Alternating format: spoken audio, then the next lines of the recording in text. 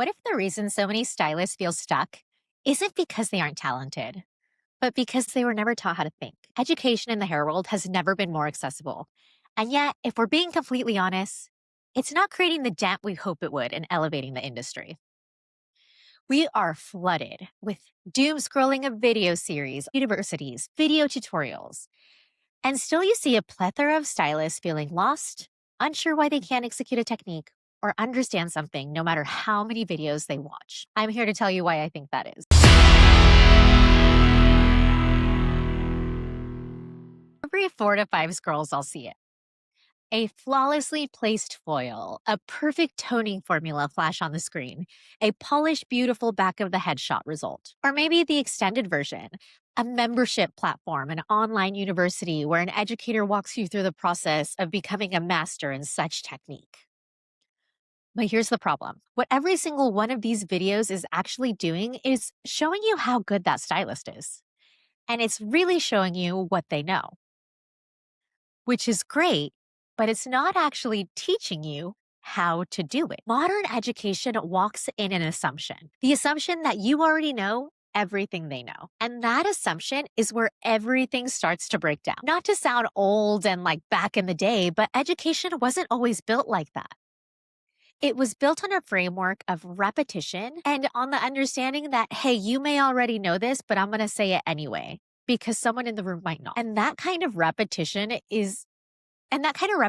didn't just work as a refresh if you did know, but it really worked to get everybody on the same page.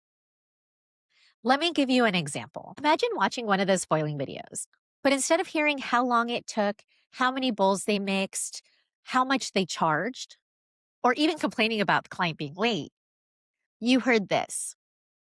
Notice how when I pick up this section at the nape, I have my client tilt their head to the side. This gives me a flat surface so I can place my foil nice and tight to the head. Or imagine hearing this. Watch how I use tension and elevation before I weave. This gives me the consistency and allows the foil to sit clean and tight so I can get that very soft blend she's looking for. That is education. That's the difference between showing and teaching. The same thing goes with hair cutting. How many times have you watched somebody say, take a clean section? Cool. Clean section is one of the hardest things to do. It's never second nature. It's something that's learned. I can think of 2 tips that were given to me that changed the trajectory of how I section and cut hair. And they were given to me by legend, icon, and good friend of mine, Steven, who said, Cat 1, always pull the hair towards you. Don't push. Think of it like luggage in the airport. You don't push it through like a shopping cart. You pull it. It's smoother and more controlled. And then 2, he said, try drawing a straight line slowly. Now do one fast. See how the fast one is more precise? Parting is the same way. Part quickly. And then do you know what we did? We spent an hour practicing sectioning. That's it. Those 2 things over and over. Because when you understand the why and then you repeat the how, that's how things become second nature that you can build on. Right now, most education is watch me do this really well, and then you can do it very well. But it skips why it works, how to think through it, and what to practice. And when those pieces are missing, you're basically building a career on a foundation that was never really set. I did a TikTok post a while back, fully ready to like fight with people about it. I was talking about how I'm tired of seeing formulas flash across the screen, how I was tired of seeing stylists chasing formulas and talking like brand or color line ambassadors instead of actual hair colorists. Basically chasing formulas instead of creating them. And I was really surprised that instead of pushback, I got flooded with people saying, thank God somebody said it, or the amount of times I'm in a hairstylist forum screaming this at a screen. But even more so, I don't actually really know how to formulate, or formulation feels really scary to me. So I had this moment where I was like, okay, well, you know what? If this many people are saying this, then we have a foundation problem. And that's what I do. I teach, and I teach foundations. So I made a follow-up video. I broke down formulation in the simplest way I can and how I teach it in class, using color law and color theory, level, remaining pigment, color wheel. I even give away handouts, blank ones too, so people could practice literally the exact same handouts I use in class. And I remember while I was editing that video thinking, this is really basic, and people are going to think that I think they're stupid, and nobody's going to like this. And I'm not going to post this because it's not flashy, it's not sexy, it's not watch what I can do. But as with most things, if I don't feel like doing it, I make myself do it anyway.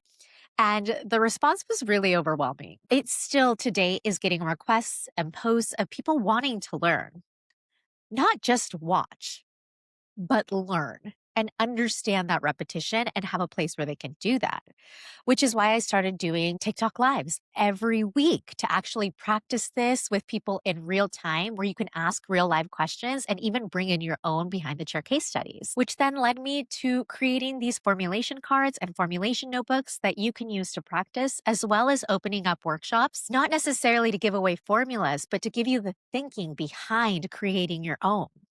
If that kind of practice is interesting to you, check out the details down below. Workshop dates will go live this week, as well as these formulation notebooks will be available for purchase so that you can practice and follow along on TikTok Live or in real salon life. I think one of the hardest parts about education right now is how good everything looks.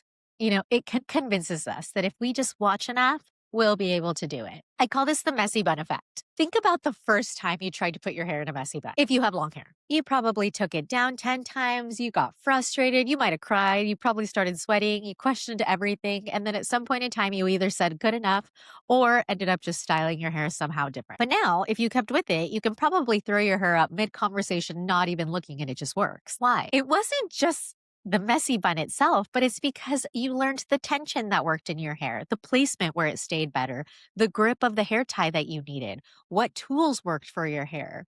You subconsciously learned all of these things that were beyond the bun. It was everything behind it.